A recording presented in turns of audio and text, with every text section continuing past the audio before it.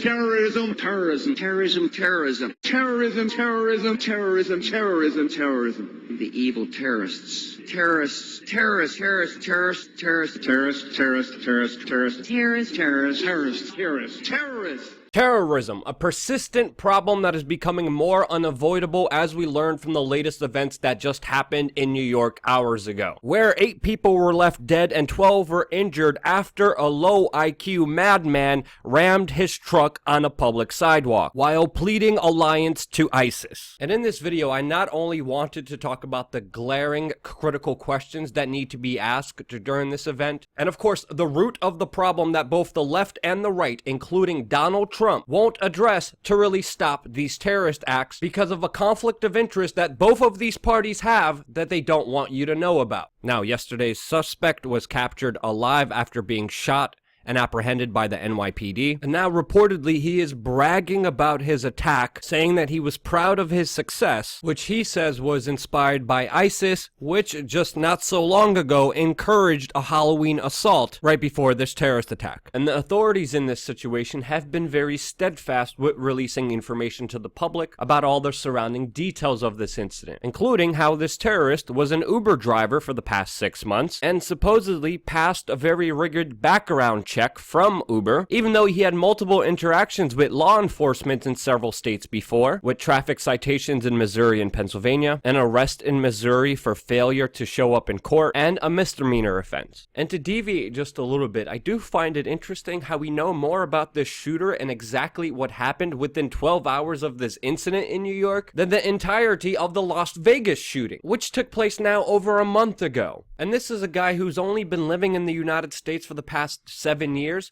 compared to the Las Vegas shooter that spent his entire life in the United States. And with the Las Vegas narrative being changed by authorities multiple times now, which I think is a very important distinction on how the NYPD is treating this case and how the FBI treated the Las Vegas shooting. But continuing on with the story, we are also seeing major media outlets bury the fact that this suspect screamed Allah Akbar before he was shot and taken into custody. This suspect originally came from Uzbekistan and is actually the 4th citizen from Uzbekistan linked to a terrorist attack, and came in through the Diversity Visa Lottery Program, which is an official government program since 1990 that allows 55,000 immigrant visas to the United States in an annual lottery. And I think one of the biggest glaring questions I have from this entire event is, where is the NSA billion-dollar intrusive spying program that said was purely established to stop these terrorists, and can't even stop this low IQ idiot who's been going on jihadi websites for months now being radicalized? Program which hacks your PCs, phone, routers, hard disks, and every other virtual move through the speed of light, even being able to hack your Wi-Fi 8 miles away. NASA even has internet connection that is 13,000 times faster than yours on the public market, and you can only imagine the capabilities and power that the NSA has. But the NSA, as we found out from whistleblowers within that government agency, is not interested in stopping terrorism. They're interested in mass data collection,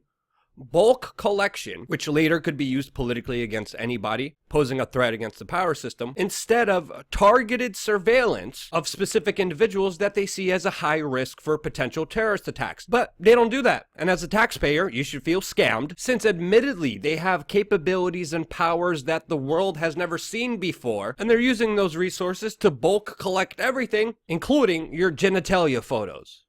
The second big glaring question that I think everyone should have about this event was highlighted by Julian Assange of WikiLeaks, who said if the CIA spent more time investigating terrorists and less time training and arming them, we might not have had today's truck attack in New York. And I hate to say it, but he is right. Historically, for decades, U.S. foreign policy has been financing, arming, supporting the rise of radical Islamic terrorism and their groups as a strategy to go against opposing government forces. They did this in Iran, they did this in Afghanistan, Iraq, Libya, and of course, Syria in present day. Even just weeks ago, brokering a deal with ISIS, allowing them sanctuary and to leave the town of Raqqa so they could fight the Russian, Iranian, and Syrian government forces away from the city of Raqqa and taken to Deir Zor, where ISIS still holds some territory and is fighting the Syrian government. And this was done under the command of Donald Trump, which we're finding out has increased troops inside of Syria to the number of 4,000 Americans, which of course they're covering up, as well as the fact that the United States is on the side of Wahhabists inside of Syria, and have been under Barack Obama and now Donald Trump, an ideology which is the reactionary branch of Islam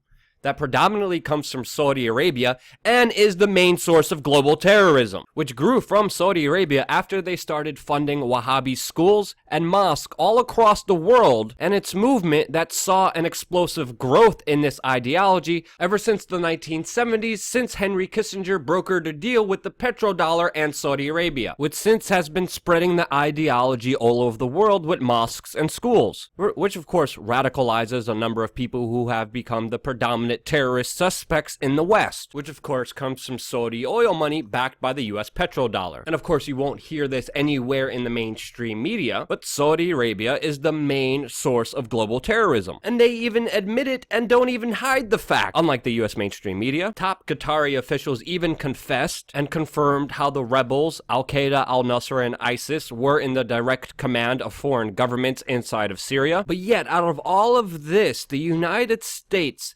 still sees Shia Muslims, which are predominantly from Iran, not the Saudi Arabian Sunni Wahhabists, as the primary boogeyman for the Trump administration and other deep state neoconservatives that have been pushing him to war with Iran for some reason, whose forces and groups within that country have been fighting against these radical Islamic terrorist groups inside of Syria, while at the same time Israel attacks them, as we've seen an unholy alliance between Israel, Saudi Arabia, and the United States that worked in collusion, financing, growing, arming, training, and building the very threat and terror that we face in the streets today. Now, just to clarify, Iran is not a perfect state in any sense, and I am definitely not defending that country, but when it comes to the lesser of two evils, Iran definitely takes the cake. And ultimately, it's the United States' close alliance with Saudi Arabia and the petrodollar deal that was brokered by Henry Kissinger that has allowed the coddling by every other president since Richard Nixon. And this coddling is something that the left and right still protect vehemently for greater geopolitical reasons, the petrodollar, and of course the usual warmongering that both parties are involved in, while creating horrible geopolitical moves like disbanding the Iraqi army, creating a vacuum for radical Islamic terrorist groups, sectarian violence, while arming and financing these terrorists to take out their geopolitical enemies. And bam! We have radical Islamic terrorism that now is spreading all over the West. Not a surprise, and it shouldn't surprise anyone. But it is surprising that these bigger truths are being hid away from you by, of course, the propaganda, CIA-embedded mainstream media. That also shouldn't be a surprise to anyone.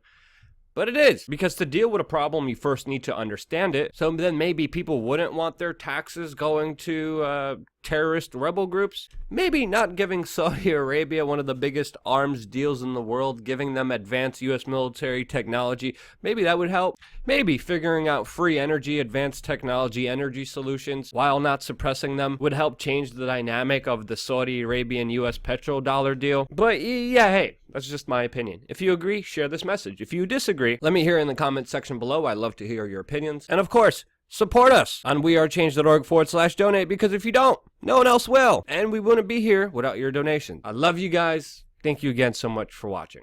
Saddam Hussein. Saddam Hussein. Saddam Hussein. Saddam Hussein. Saddam Hussein. Saddam Saddam Saddam. Saddam Saddam Saddam Saddam Hussein. War and danger. Continuing danger. Hour of danger. Very, very dangerous world. A grave new threat. Horrific acts of atrocities. Murderous regimes dedicating to killing us. Tyranny and terror. Slaughtered thousands. Weapons of mass destruction. Weapons of mass destruction. Weapons programs. The deadliest of weapons. Terrible weapons. Nuclear weapons. Nuclear weapons. Poison gas. Torture chambers. Mass graves. Deadly technologies. Radical ideology of hate. Terror of threats. Terror. Terror. Terror. War on terrorism. War against terrorism. Global war on terror. Global terrorism, global terrorism, global terrorism, global terrorism, global terrorism, global terrorism, global terrorism, global terrorism, terrorism, terrorism, terrorism, terrorism, terrorism, terrorism, terrorism, terrorism, terrorism. The evil terrorists. Terrorists, terrorists, terrorists, terrorists, terrorists, Terrorist, terrorist, terrorist, terrorist. Terrorist. terrorists, Terrorist, terrorist. terrorists, terrorists, terrorists, terrorists, terrorists, terrorists, terrorists, terrorists, terrorists, terrorists, terrorists, terrorists.